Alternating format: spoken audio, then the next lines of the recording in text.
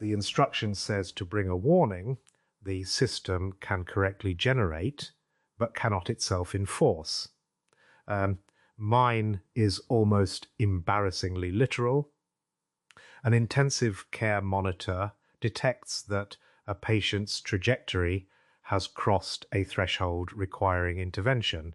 It announces the deterioration correctly. It announces, yet the monitor cannot compel a clinician to look, cannot clear the clinician's competing obligations, cannot prepare the drug, cannot touch the patient. Its warning passes through a small ecology of screens, sounds, protocols, bodies, and permissions. Somewhere in that ecology, detection ceases to be coupled to action. I would like us not to call that merely a communication failure. The monitor may communicate perfectly.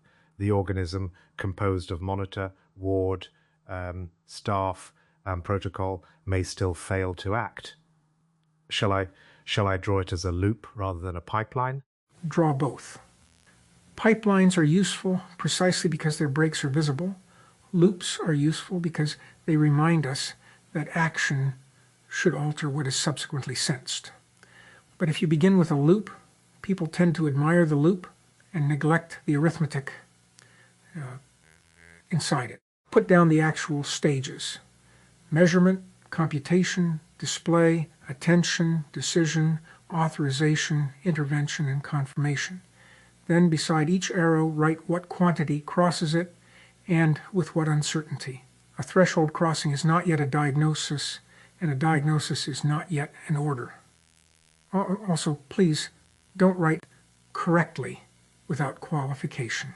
Correct relative to which reference, at what time, under what rounding, with how many false alarms tolerated. I accept your example. I do not accept the halo around the word correct.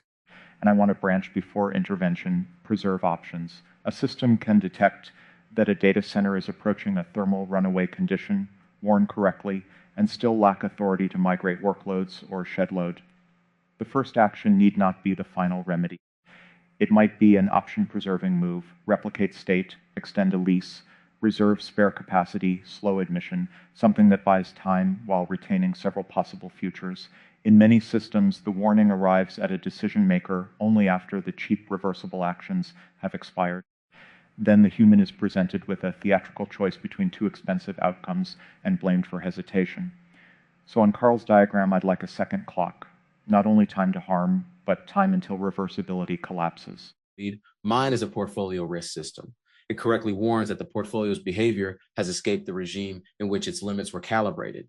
Correlations have changed, liquidity has thinned, volatility is no longer the same animal the model met during training.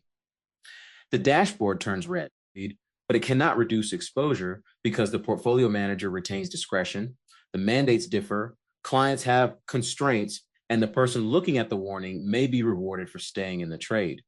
More awkwardly, the warning itself can be correct while the recommended action is wrong. Risk increase does not tell you whether to sell now, hedge, wait, or accept the risk because expected return increased more. So the coupling we seek cannot be a reflex that converts every red light into liquidation. Then perhaps the common structure is not warning to action, but warning to policy selection. The detector reports a state that is surprising under some model.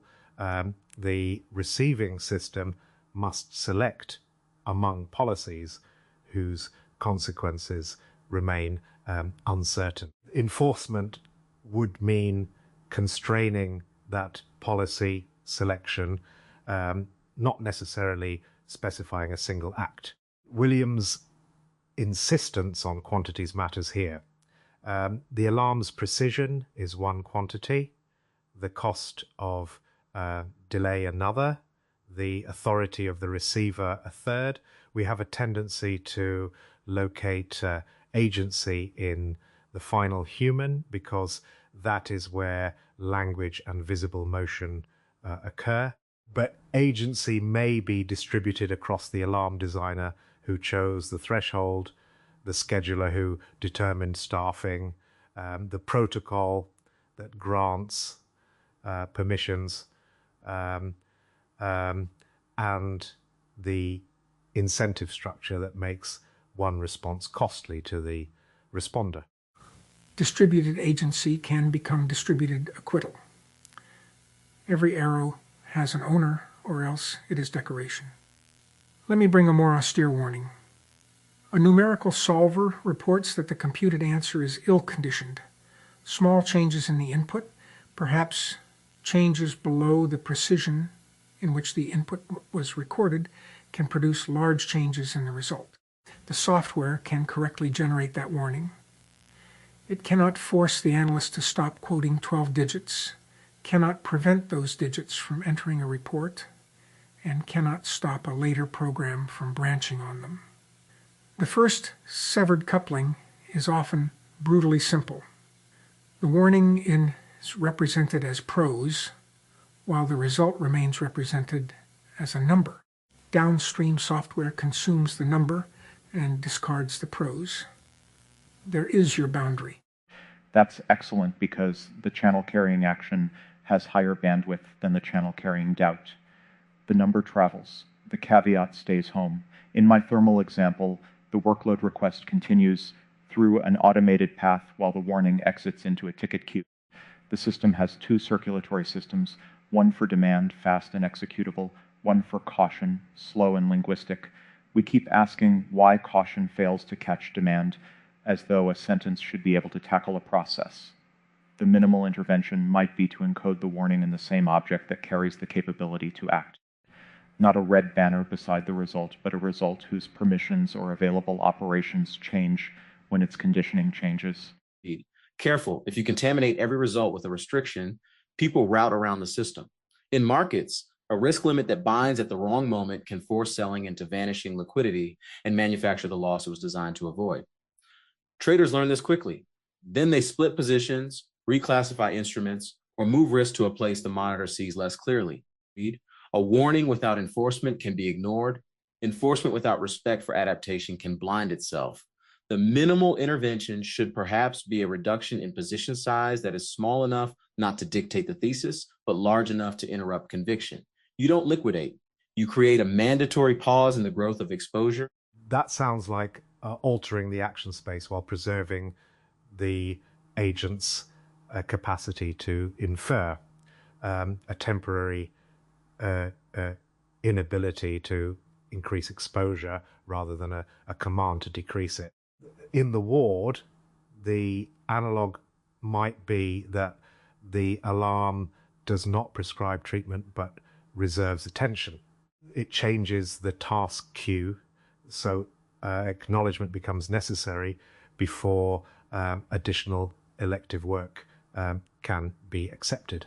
Yet I worry about the word acknowledgement. Systems often satisfy themselves with a click. The click closes the alert without changing the world. The system predicts a human has seen me from an event generated by the same interface that wishes to silence itself. That is circular evidence. Yes. Acknowledgement is frequently a counterfeit measurement. The interface asks whether its message was received and accepts the disappearance of its own message as proof. In numerical work, a checkbox saying, "I understand the conditioning warning," predicts nothing. Require a changed computation. For instance, if the condition estimate exceeds a threshold, suppress the default decimal rendering and require the analyst to request an interval, a sensitivity analysis, or a higher precision recomputation. The minimal intervention is not a lecture. It changes the easiest next operation. The predicted behavior is that fewer unstable point estimates cross the boundary into downstream reports, and more analyses expose the range over which conclusions change. That formulation Change the easiest next operation is promising. It avoids pretending the system can command the whole future. It shapes the local gradient, but let's test whether it generalizes. In the data center, once thermal margin falls below a threshold, the scheduler could make replication or load migration the default next operation and make further admission costly. Not impossible, because there may be a genuinely urgent workload. The system prices option destruction. The predicted behavior is not merely that operators speak more cautiously. It is that spare replicas appear earlier, queue growth slows, and fewer incidents reach the point where only abrupt shutdown remains. Indeed. You're all reaching for friction. I like friction when it is directional. Generic friction punishes every action and teaches speed through evasion. Directional friction makes the risk expanding move harder and the risk reducing or information gathering move easier. In the portfolio case, when regime break criteria fire, increasing gross or correlated exposure requires a second signer, while reducing exposure by a bounded amount or purchasing a bounded hedge remains immediate. The predicted behavior is measurable, fewer additions during unstable regimes, smaller peak gross exposure, perhaps more hedging. But here's the uncomfortable part. The second signer can become ceremonial. Two people can share the same incentive and the same delusion. Then the signer must contribute independent evidence, not merely a second identity.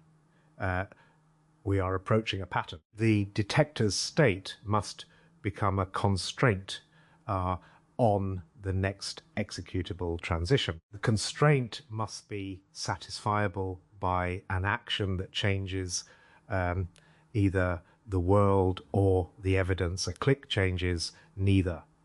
A second signature may change neither. A sensitivity calculation changes evidence.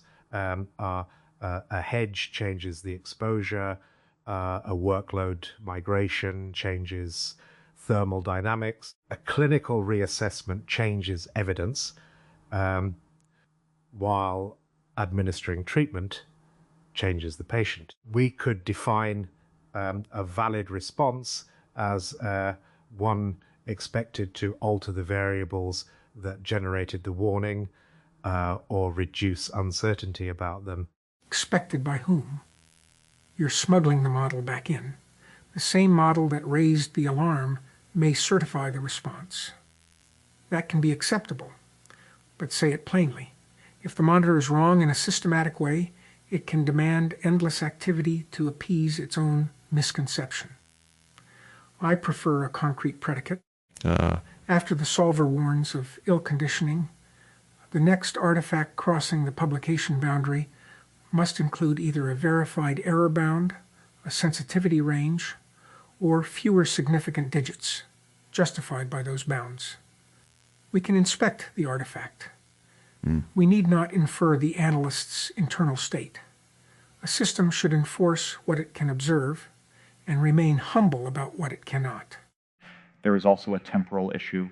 A response can be valid eventually and useless now. The constraint needs an expiry curve. Before option value collapses, require a reversible move. Afterward, the appropriate action may be irreversible and ugly. We tend to write policies as timeless if-then statements, but the action set shrinks while the warning waits. I diagram Karl's loop with a narrowing cone. Detection occurs at the wide end. Every delay deletes branches. The first severed coupling may therefore be earlier than the ticket queue. It may be the failure to attach the warning to the clock governing those disappearing branches. That lands. A volatility warning without a liquidity clock is half a warning. If you tell me risk is high, but not whether I can still exit in size, you haven't told me what matters operationally. And if everyone receives the same warning and acts at once, the clock accelerates.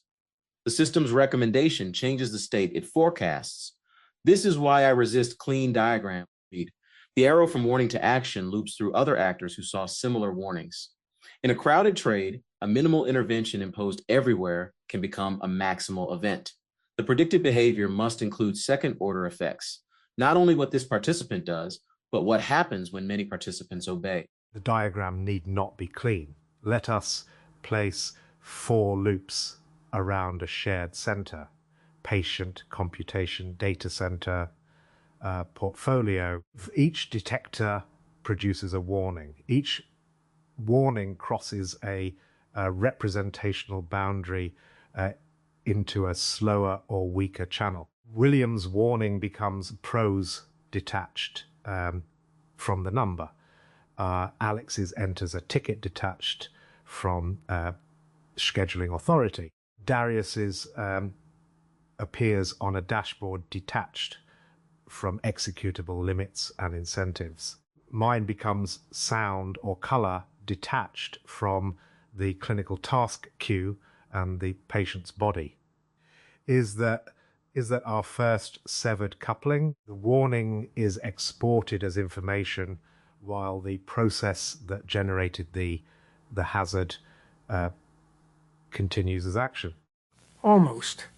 Information versus action is too grand. Information can be actionable. The severance is between the warning state and the validity conditions of the next operation. The next operation proceeds as though the warning were absent. The solver returns a floating point number of the same type, regardless of whether it trusts 1 digit or 12. The scheduler accepts work through the same call. The trading system accepts an order through the same route. The ward accepts new tasks into the same queue. The warning decorates the state, but does not participate in transition admissibility. That is specific enough to design against. And it suggests a test. Remove the human readable warning entirely. Does system behavior change? If not, the warning has no executable coupling. It may still affect a conscientious person, but the architecture delegates the entire bridge to attention and goodwill. Now add our intervention. Does behavior change even if nobody reads the prose? If yes, we have coupled detection to action. I don't mean fully automated control, a changed default, a reserved resource, a temporary gate, or a required evidence-producing operation all count. They alter reachable next states. I want to push against that. If behavior changes without anyone reading the warning, we may have built a hidden governor. That can be good, but the governed person should know the rule. Otherwise, when the gate binds, they experience arbitrary resistance and search for a bypass. The prose still matters because it lets the actor update a model of the institution. I'd say the architecture needs both an executable coupling and an intelligible account, but we should judge success by the former. The warning says regime instability detected. The gate says no increase in correlated gross without independent evidence or a second risk budget. Then we measure whether exposure paths actually differ. The warning becomes a bidirectional membrane rather than a broadcast. It transmits evidence inward and constrains action outward. Spent some time recently considering boundaries that are mistaken for walls. Here, the mistake would be to regard the interface between detector and actor as a wall with a message taped to it. A useful boundary does two things. So it permits certain evidence to alter belief and permits certain beliefs to alter action. If only the first direction exists, the actor can know and continue unchanged. That may be freedom, negligence, overload, or rational dissent. The architecture cannot distinguish them. Our minimal intervention should make the distinction legible through behavior. Let's not romanticize legibility. Some behavior is easy to measure and therefore overvalued. Suppose the analyst dutifully produces an interval, but the interval is computed by the same unstable method and is nonsense. The system records compliance. The report looks sophisticated. We have moved from a naked error to addressed error. Minimal intervention requires a minimal independent check. For my case, rerun with perturbed inputs and at least one alternative precision or algorithm. If the conclusion is stable, proceed with a suitably rounded result. If not, the result cannot be exported as a scalar. The predicted behavior is a reduction in scalar claims where nearby admissible inputs reverse the conclusion. Independent checks consume time, and time consumes options. That isn't an objection, it is a budget. We could allocate verification effort according to remaining reversibility. If there is abundant thermal margin, run deeper diagnostics. If margin is collapsing, execute the safe reversible move first. Replicate or shed optional load, then diagnose. In other words, action can be part of measurement. A migration that lowers temperature also tests whether workload concentration was causal.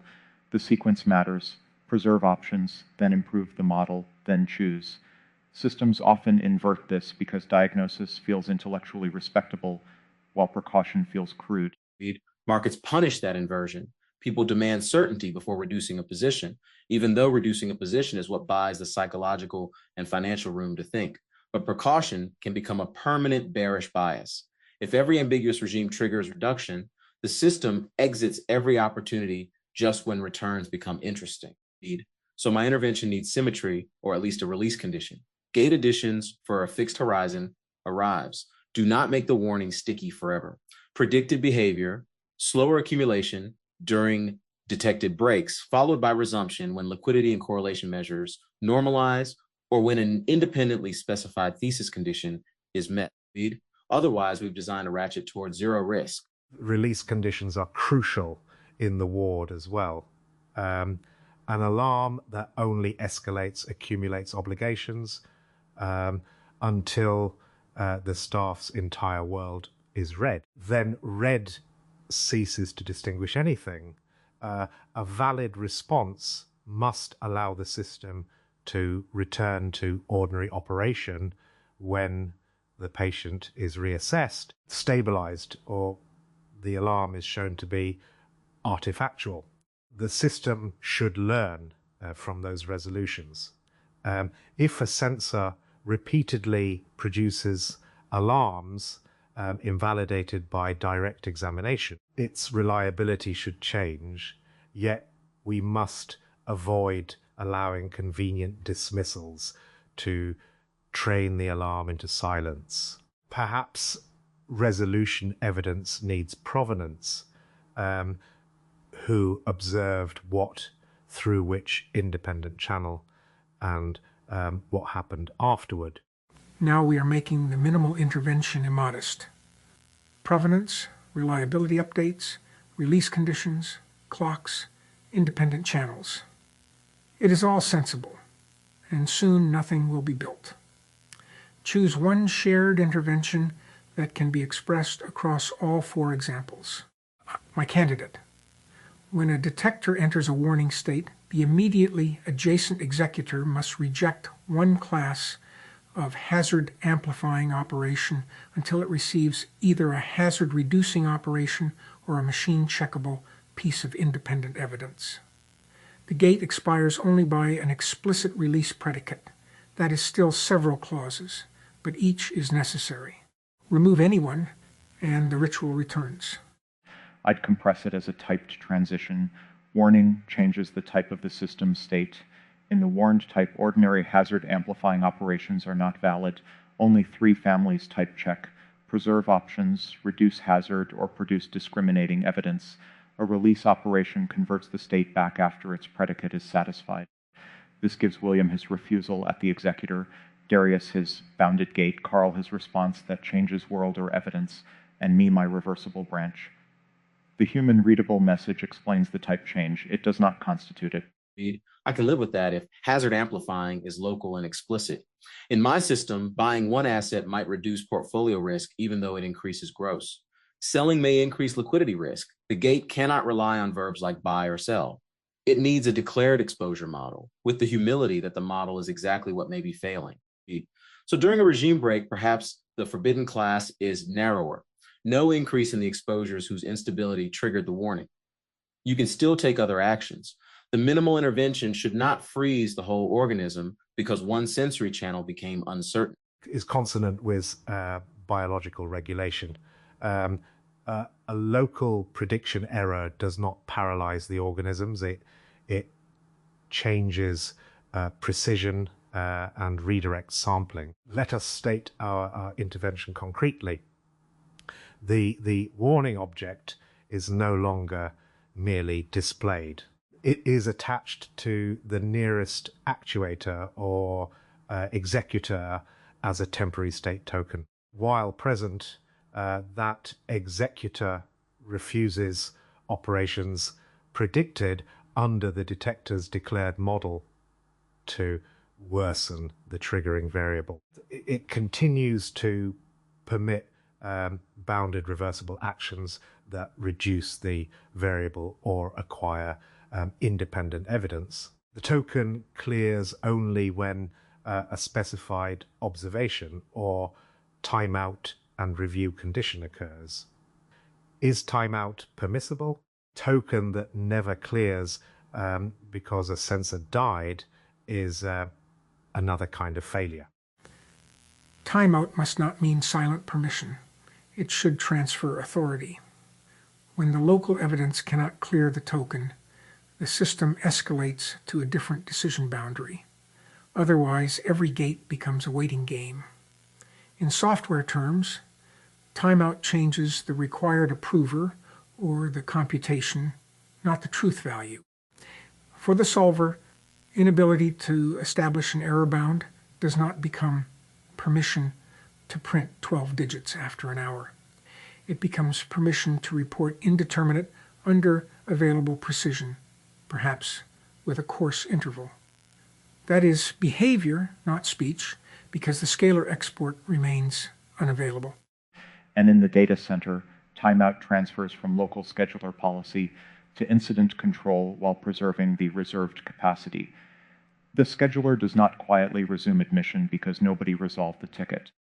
The predicted behavior is a visible redistribution of work, fewer new jobs accepted into the hot zone, earlier replication and incident authority invoked before thermal shutdown. We should be precise that the intervention can worsen utilization metrics in ordinary time. Spare capacity will sit unused more often. If our evaluation only rewards throughput, the system will learn to evade its own safety coupling. That's the incentive severance underneath the technical one. The detector can be correct, the gate can work, and management can remove the gate because it lowers a quarterly metric. A system cannot enforce itself against the institution that defines its objective.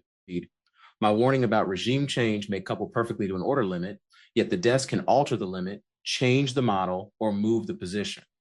The first severed coupling depends on where we draw the system boundary. If we include the institution, the break may be between stated risk appetite and compensation. If we include society, we can keep expanding until the diagram eats the room. Boundaries are chosen for explanatory purpose, not discovered as final walls. We should choose the smallest boundary containing a tractable intervention and then name what remains outside it. Our intervention governs the nearest executor. It does not guarantee institutional fidelity. By changing behavior and recording when authority overrides the token, it makes the next severance observable. Today, the warning vanishes into discretion. After intervention, either the hazardous operation is blocked, evidence clears the state, or an identified authority overrides it. The architecture cannot ensure wisdom, but it can prevent ignorance and discretion from being indistinguishable. That is worth keeping. An override should be possible and expensive in the sense of accountability, not ceremony. Record the input, warning, attempted operation, declared, reason, identity of the authority, and subsequent outcome. Do not demand an essay before an emergency action. That merely induces boilerplate. A compact reason code plus immutable context may be enough initially with later review. And use the outcomes to test the warning, not merely the operator. Sometimes repeated overrides succeed because the detector is badly calibrated. Safety systems that treat every override as moral failure protect themselves from correction. The override data also creates option value. It turns conflict between model and operator into training material rather than forcing premature settlement. about which one is right. That appeals to me. Ambiguity can be productive when preserved in a form that later evidence can resolve, but we should guard against retrospective storytelling. If the operator states the predicted consequence at override time, we can compare it with what happened. Admit workload temperature will remain below X because migration Y completes in 4 minutes. Increase exposure, liquidity will remain above Z, and correlation break will mean revert by date T. The claim becomes falsifiable. Yes. Make the override a trade with terms, not a confession. What do you expect? By when and what evidence will prove you wrong? That is recalibration made operational. It separates what I know from what I infer and what I want to be true. Desire is allowed in a thesis. It just cannot masquerade as measurement. The predicted new behavior then includes smaller and rarer overrides, but also faster learning about false alarms. If overrides are often right under specified conditions, the detector's model should narrow its warning, or the gate should exempt those conditions. We have drifted from one minimal intervention into a life cycle, but perhaps the center remains small. The warning must inhabit the action channel. Everything else follows, because once it does, conflicts become events rather than private thoughts. Let us apply the exact design to the clinical case. The monitor detects deterioration. A token attaches to the ward task system.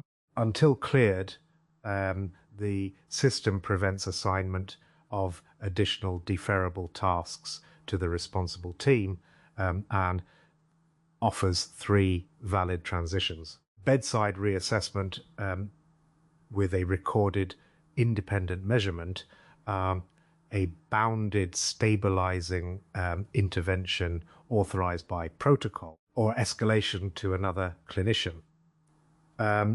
An override remains possible for a declared emergency elsewhere. Predicted behavior, shorter time to reassessment and stabilization, fewer alarms closed by acknowledgement alone, and visible transfers of responsibility when capacity is absent. For the numerical case, the solver detects ill conditioning or failed convergence. A token attaches to the result object and export function. The ordinary scalar with default digits export is invalid.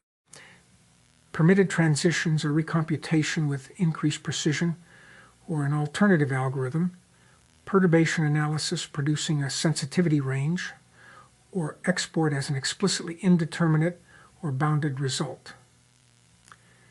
An authorized override may export the scalar only with the warning state and assumptions inseparably encoded in the machine-readable artifact.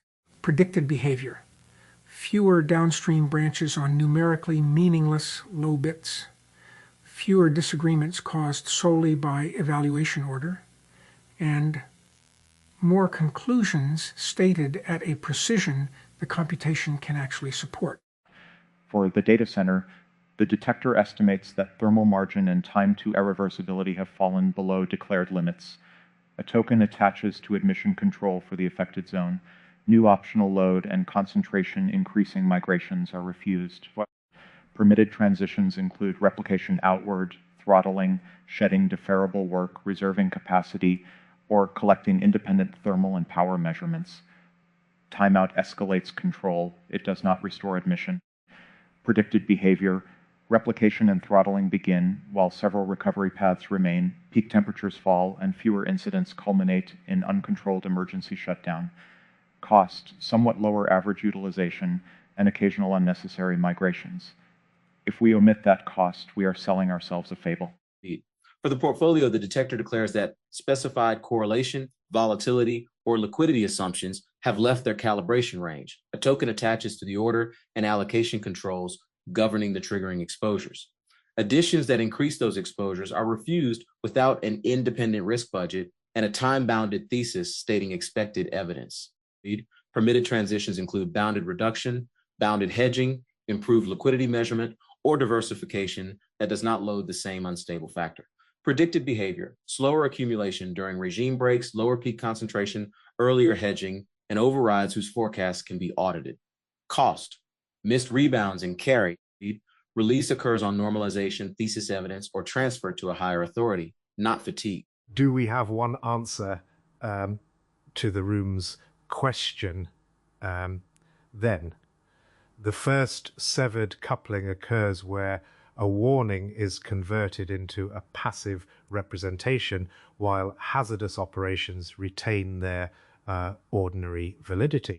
Our minimal intervention is to carry the warning into the nearest executable boundary as a temporary state that invalidates a narrowly defined class of hazard amplifying transitions while preserving reversible, hazard reducing, and evidence producing alternatives.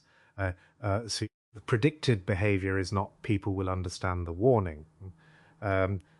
It is that the distribution and timing of actions change. Earlier reassessment, fewer unsupported scalar exports, earlier workload migration, slower concentration of exposure. Yes, with one amendment.